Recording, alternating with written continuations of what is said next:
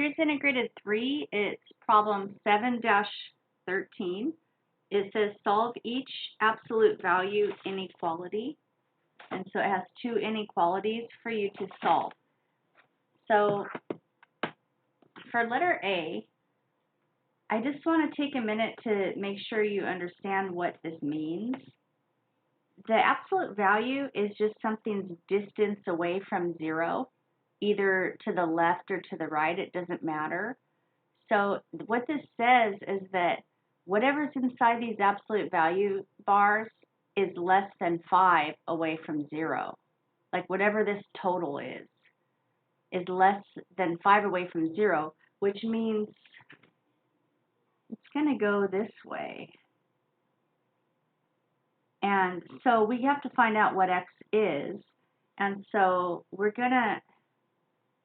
we know that whatever inside here could either equal 5 or negative 5 because the absolute values bars, it doesn't care whether this quantity is positive or negative. The absolute value turns it positive. So I go ahead and set this not really equal to, but I write it this way. And then I'm also going to write it this way. And why am I writing it this way? Like, why did I flip this around and change that negative? The reason that we do that is because we said that the distance of this quantity is less than 5, numbers away from 0.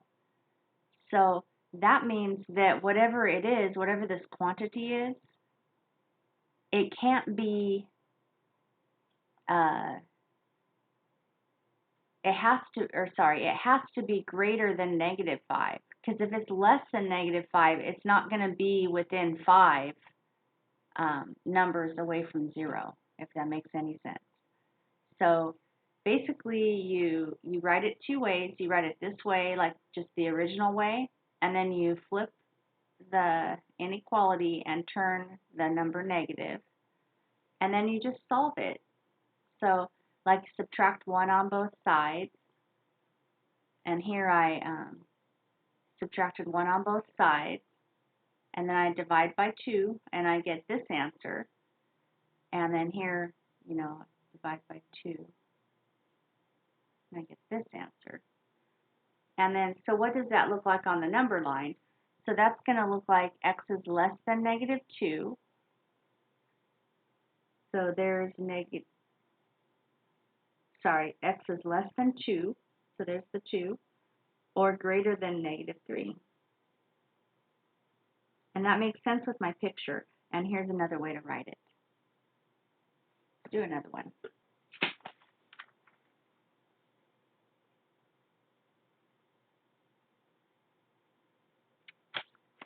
So this one, we start out with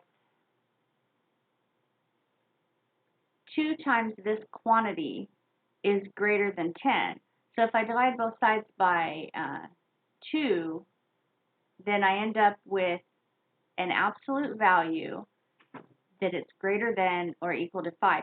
What that means is that the distance of whatever this is, whatever this quantity ends up being, depending on what we find out that x is, this thing is not going to be it's going to be farther than 5 or greater than 5 away from 0.